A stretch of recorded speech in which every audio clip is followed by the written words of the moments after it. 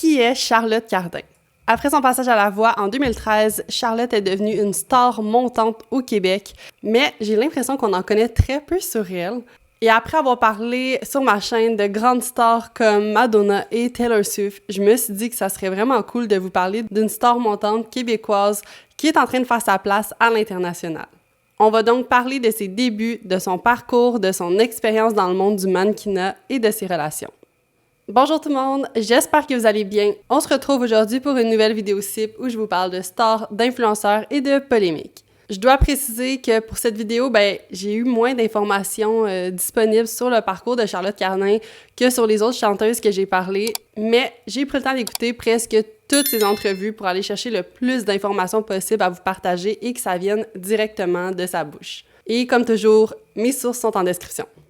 Charlotte Cardin est née le 9 novembre 1994 à Montréal. Elle a une sœur plus vieille de 5 ans appelée Camille et ses deux parents sont des docteurs, mais pas en médecine, mais dans le sens qu'ils ont des doctorats, des PhD. Sa mère serait une professeure en épidémiologie et son père serait dans le domaine de la biotechnologie, mais c'est les seules informations qu'on trouve sur sa famille. Pendant un certain temps, sa sœur Camille a travaillé pour le magazine Elle Québec et elle a écrit des articles sur sa sœur. Fait que dans un de ces articles-là, elle raconte que Charlotte chante depuis qu'elle sait parler, qu'elle avait un micro en plastique fluo et chantait n'importe quand elle était jeune, que ça soit en voiture, assise sur une balançoire, en écoutant Musique Plus, toutes les occasions étaient bonnes, fait que ça date pas d'hier que Charlotte Cardin chante. Sa sœur Camille raconte que malgré leur différence d'âge, elles ont toujours été inséparables et se sont toujours tout partagé. Elle dit « J'étais préadolescente et obsédée par Britney Spears, ses jeans taille basse et ses lulus à pompons. Lorsque nos parents m'ont offert l'album Baby One More Time pour mon anniversaire, ils ne pouvaient pas s'imaginer qu'ils offraient simultanément un rêve à ma sœur de 4 ans.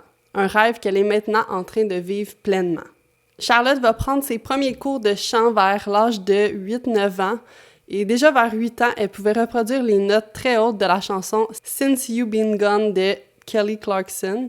Charlotte Cardin raconte en entrevue qu'à cette époque, elle adorait reprendre les chansons de Céline Dion et essayait le plus possible d'imiter la voix de Céline, de réussir à reproduire le son particulier de sa voix.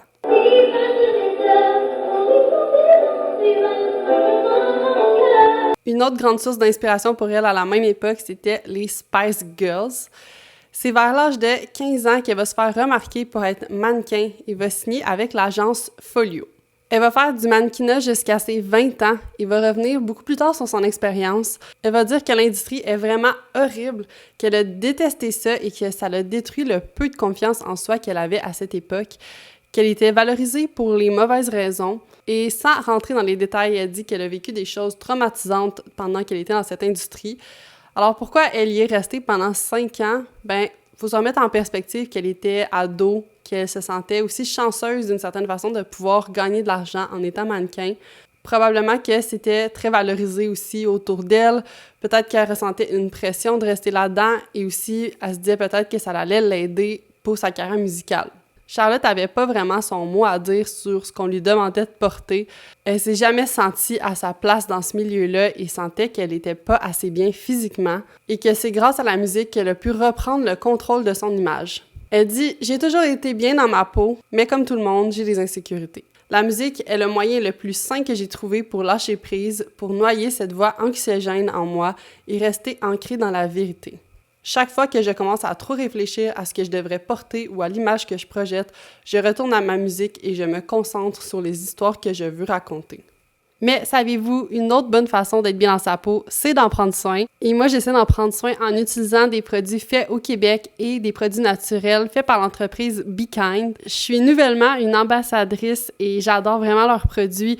J'utilise leur éponge pour me nettoyer le visage. J'utilise aussi un masque hydratant, mais mon produit coup de cœur, c'est vraiment la crème de nuit aux algues marines. J'aime tellement l'odeur, je trouve que la texture est riche, onctueuse. C'est vraiment dans mes crèmes préférées. En plus, ça ça sent tellement bon. Je trouve que ça sent un peu comme genre le spa ou l'eucalyptus. Puis là, je m'en mets, je suis comme, oh mon Dieu, ça sent juste trop bon, j'adore. Et là, vous savez sûrement que Noël arrive à grands pas. Il y a aussi le Black Friday. Moi, je prends tout le temps cette occasion-là pour acheter mes cadeaux de Noël. Ça coûte moins cher.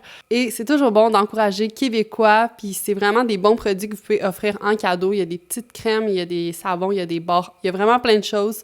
Et vous avez même 15% de rabais avec mon code Coralie15. Fait que je vous le mets le tout en barre de description. À 17 ans, quelqu'un dans son entourage va entendre parler de l'émission de La Voix Québec qui faisait son entrée et qui était à la recherche de candidats. Cette personne va donc lui recommander d'aller auditionner, sachant qu'elle avait toujours aimé chanter, qu'elle prenait des cours depuis longtemps. Mais malgré qu'elle a toujours aimé la musique, elle pensait pas vraiment pouvoir avoir une carrière dans l'industrie et le faisait plus par passion et par plaisir. Mais elle va accepter le défi et se dire que l'audition, ça va être une belle opportunité de sortir de sa zone de confort.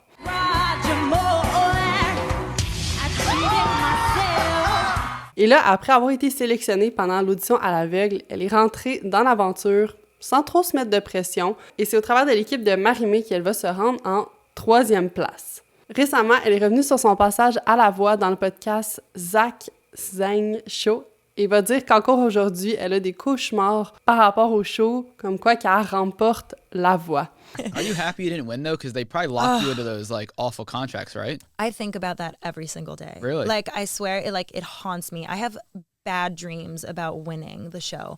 Like people don't know, but it's true. It's like it's the most horrible thing that can happen. Ce qui est quand même étrange à première vue, mais elle continue en expliquant qu'avant même les auditions à l'aveugle, tous les participants signent un gros contrat qui dit que le gagnant de l'émission est lié à eux pour 4 ou 5 albums, donc pendant très longtemps. En plus, c'est avec un label qui n'est pas nécessairement le meilleur label et le contrat, évidemment, il n'est pas nécessairement en faveur de l'artiste. Il demande aussi aux gagnants de faire un album dans les 6 mois qui suivent la fin de l'émission et que, souvent, c'est d'autres personnes qui vont écrire les chansons pour que ça aille plus vite. Bref, tout ça ne l'intéressait vraiment pas. Elle dit qu'elle savait même pas encore qui elle était comme personne ou comme artiste. Elle avait 17-18 ans et que ça lui a pris 3 ans avant de sortir ses premières chansons parce qu'elle voulait être sûre de bien trouver son style.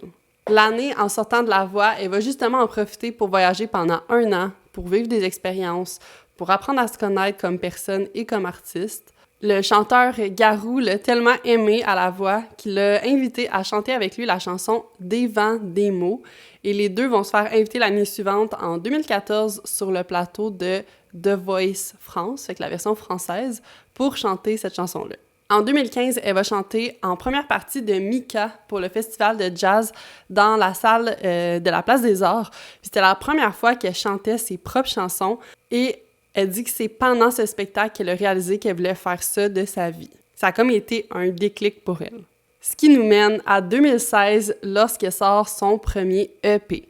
Elle signe avec le label Cult Nation Records qui se définit comme une agence indépendante spécialisée dans les artistes émergents, indie et électro. Le EP qu'elle va sortir se nomme Big Boy et va bien fonctionner dès sa sortie. Elle va aussi être finaliste pour le prix Socan Songwriting Prize pour la chanson Les Échardes.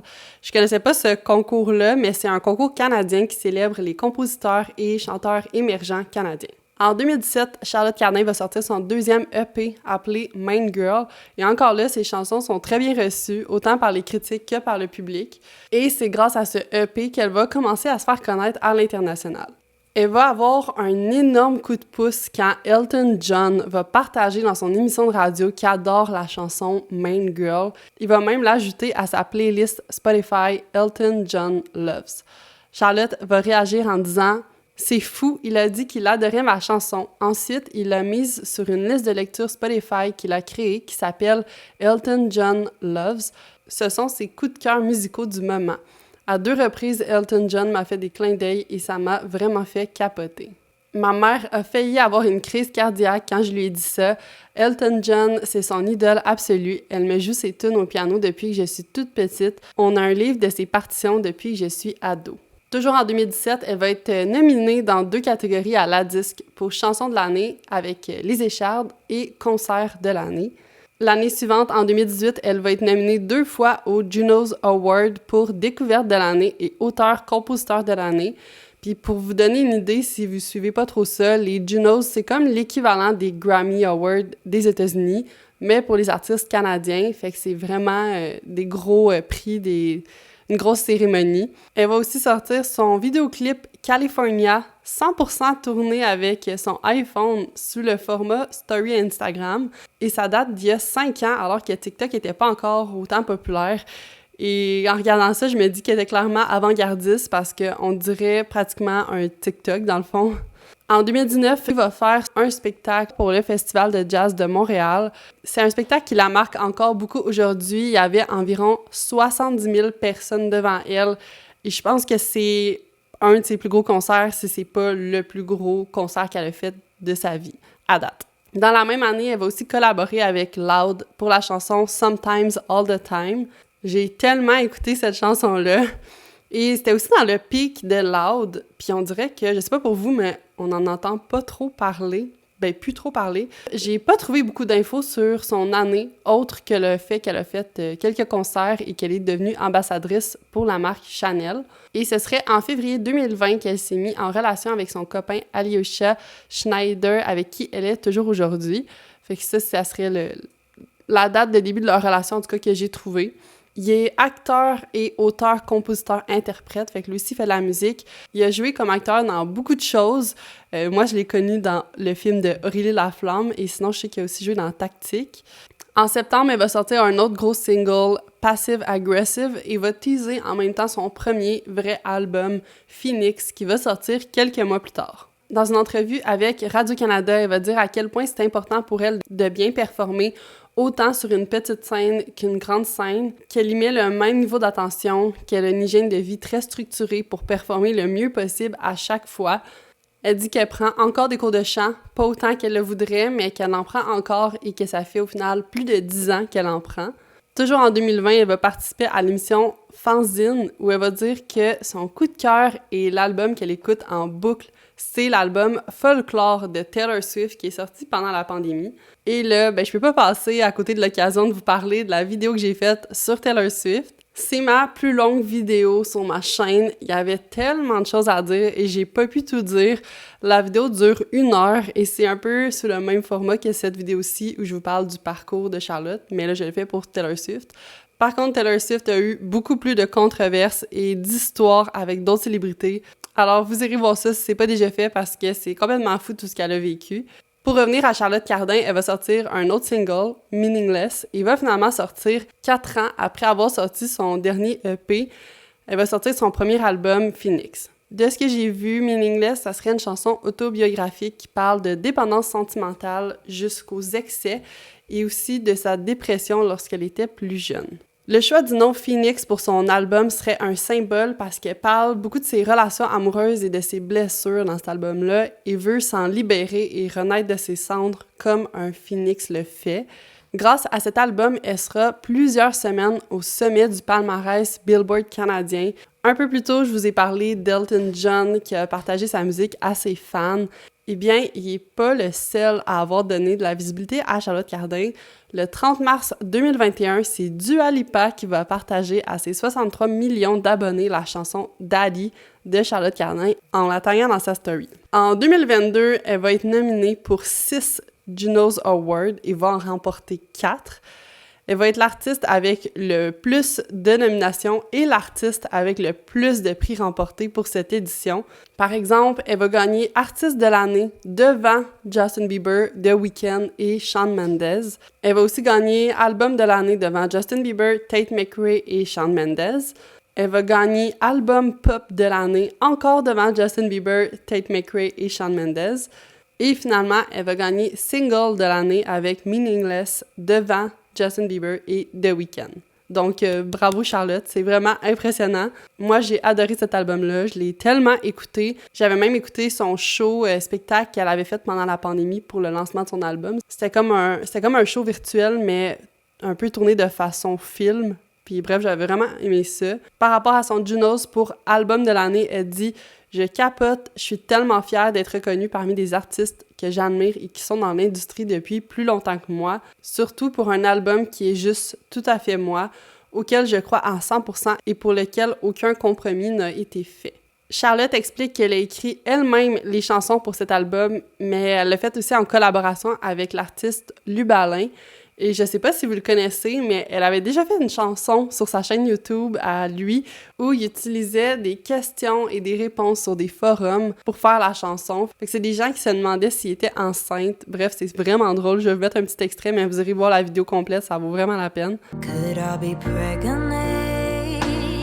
Am I pregnant? Depuis son époque du mannequinat, c'est vraiment la scène qui va lui redonner confiance en elle. Elle dit « Quand je suis sur scène, c'est le moment où je porte ma musique à son apogée et où je me connecte enfin avec mon public. J'écris une chanson et je la mets dans l'univers pour que les gens l'écoutent et s'y attachent à leur manière, mais le moment où je monte sur le stage est le moment où je vis la chanson et son ressenti en symbiose avec le public, c'est magique. » Quelques jours après les Junos, Charlotte Cardin va annuler un spectacle à Québec. Sur Facebook, elle écrit « C'est avec une très grande tristesse que je dois annuler le concert de ce soir à l'Impérial pour des raisons de santé. Je me suis rendue ce matin à la ville de Québec en essayant de me pousser à combattre des symptômes déjà forts depuis 24 heures. Je n'ai pas été capable de passer à travers le soundcheck tant je suis faible. C'est le 2e concert de la tournée que je dois annuler pour des raisons de maladie et ça me brise le cœur.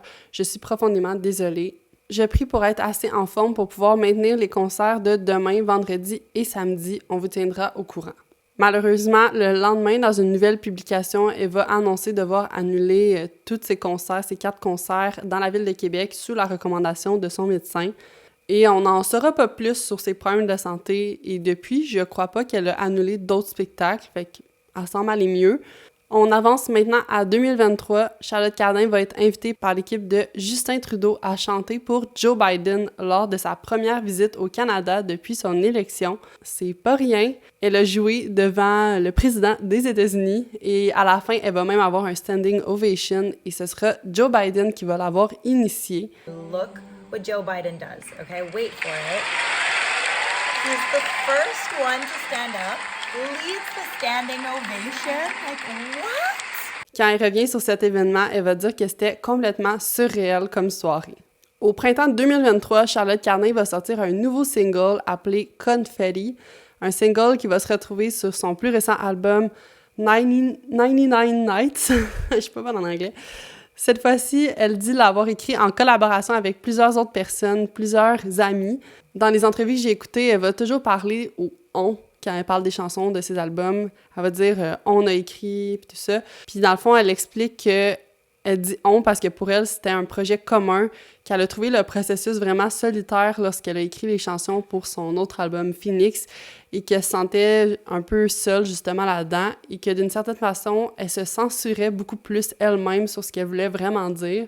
Donc là, en travaillant avec d'autres personnes, ça rend le processus beaucoup plus agréable puis ça lui permet aussi d'en apprendre beaucoup de ces personnes. Par exemple, la chanson « Next to You » a été écrite en collaboration avec Patrick Watson. Et là, justement, parlons de cette chanson parce qu'elle a quand même une grande signification. Même si on dirait qu'elle s'adresse à quelqu'un, la chanson serait dirigée, en fait, envers la ville de Montréal. Charlotte Cardin fait part de ses réflexions et de son besoin de quitter cette ville pour de nouveaux défis. Et la chanson, c'est d'une certaine façon une lettre d'adieu à Montréal. Pas nécessairement pour la vie, mais pour l'instant. Dans ses paroles, elle dit « Maintenant, je dois partir juste pour pouvoir respirer. S'il te plaît, ne me dis pas que je te manque. C'est ta façon de changer. J'ai juste besoin d'un peu de pluie. » Puis en passant, il pleut en tabarouette à Paris, puis elle est partie à Paris.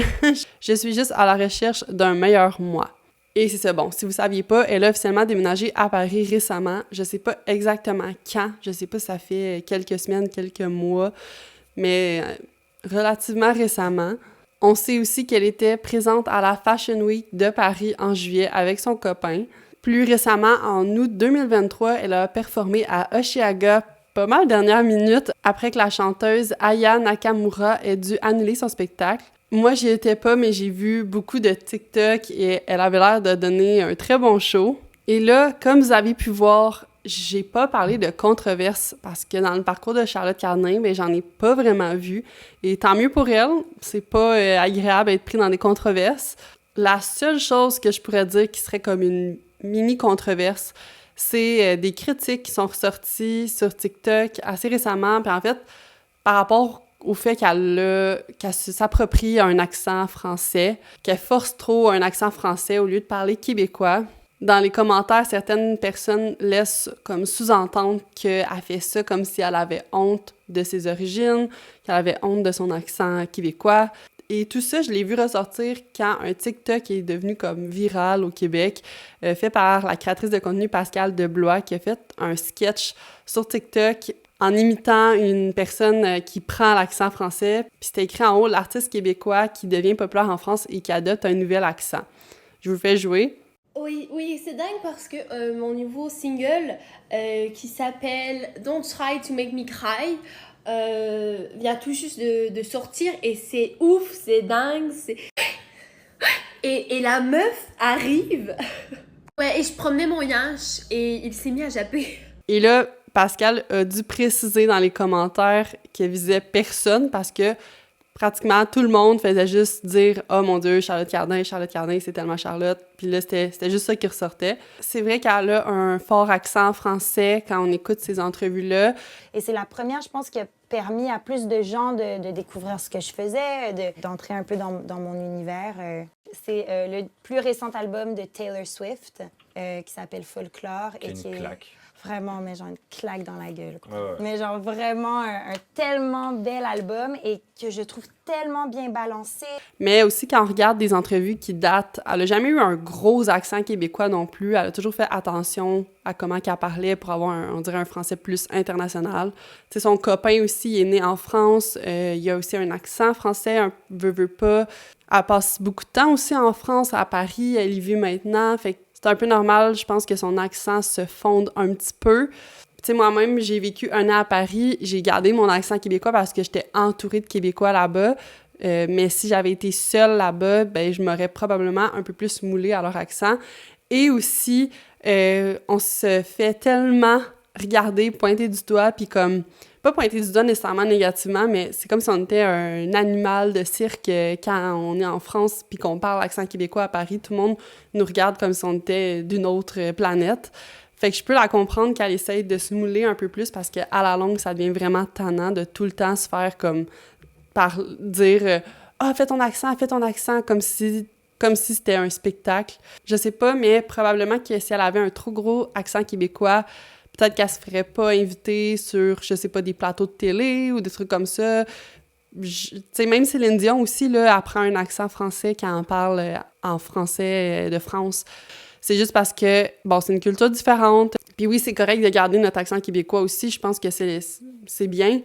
Mais je peux comprendre qu'être seule à essayer de combattre le mouvement, à vouloir forcer à utiliser notre accent, mettons, ben, de la façon naturelle qu'on parle, elle, ça peut peut-être lui couper des opportunités, puis veut pas, c'est sa carrière. Fait que je comprends quand même les deux côtés, mais je comprends aussi son côté. Mais vous me direz ce que vous en pensez, parce que je suis curieuse d'avoir votre avis. Tu sais, moi, je parle par rapport à mon expérience, mais peut-être que vous avez d'autres expériences qui me feraient voir les choses d'un autre côté. Et là, parlant de son déménagement à Paris, ben là, partagé sur TikTok la vue de son appartement où on y voit la Tour Eiffel. Et moi, je peux vous dire que quand j'ai vécu là-bas, c'était pas ça la vue de mon appartement. Dans les prochains mois, elle a une grosse tournée prévue en Europe et aux États-Unis. Je l'ai aussi entendu dire dans des entrevues qu'elle aimerait ça, écrire des chansons avec une influence un peu plus country dans le futur. C'est un style qu'elle apprécie beaucoup. Alors, on va voir qu'est-ce que ça va donner. On va voir ça prochainement, je suppose. J'espère que vous avez aimé la vidéo et que j'ai pu vous apprendre quelque chose sur le parcours de Charlotte Cardin. Je lui souhaite de réussir tout ce qu'elle veut accomplir et qu'elle continue de nous sortir de la bonne musique. Comme je vous ai dit un peu plus tôt, si vous n'avez pas vu ma vidéo sur Taylor Swift, ben je vous la mets juste ici. Et nous, on se retrouve la semaine prochaine pour une nouvelle vidéo. Bye!